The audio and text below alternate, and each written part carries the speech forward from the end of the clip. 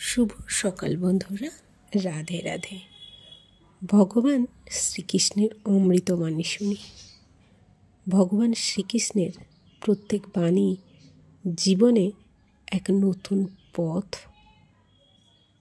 আর পথের নতুন আলোর সন্ধান দেয়। জীবনের প্রত্যেক পথে আলোকিত করে তোলে। যখনই মনে হয় জীবন এখানে থেমে গেছে, বোধহয় এর পরে আর কোনো রাস্তা আর নেই, তখনই ভয় হয়। নিজের মনকে নিজের আয়ত্তাধীন আর রাখা যায় না। তখনই সংকোচ বোধ হয় আমাদের কি করা উচিত, কি করণীয়। তখনই ভগবদ্গীতার বাণীগুলি স্মরণ করলে আবার নতুন পথ দেখা যায়, আবার নতুনভাবে চলতে শেখা যায়। জীবন থেমে যায় না।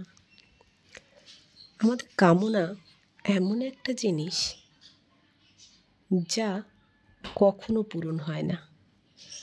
আমরা যদি মনে করি যে এই জিনিসটা পেলে আমাদের কামনা মনে হয় শেষ হয়ে যাবে, কিন্তু আমাদের ধারণাটা সম্পূর্ণ ভুল। কামনার শেষ হয় না। যখন সেটা পূরণ হয়, তারপর আবার নতুন কিছুর কামনার তৈরি হয়। তাই নিজের কামনাকে নিজের আয়ত্তাধীন করে রাখতে শেখো, তবে জীবনে শান্তি পাবে। নিজের কামনার পূরণ করতে একটা সময়ের পর আবার নতুন কামনা তৈরি হবে। এই কামনার কখনো শেষ নেই। তাই চেষ্টা করো নিজের কামনাকে নিজের মধ্যে একটা কিছুর মধ্যেই সীমাবদ্ধ রাখতে। মানুষের চাওয়া আর পাওয়ার শেষ কখনো থাকে না। যা কিছু পেয়ে যায়, পাওয়ার পরে ভাবে আরও কিছু পেলে বোধহয় আরেকটু সুন্দর হতো, কিন্তু তা কখনোই হয় না।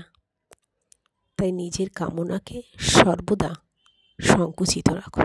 রাধে রাধে।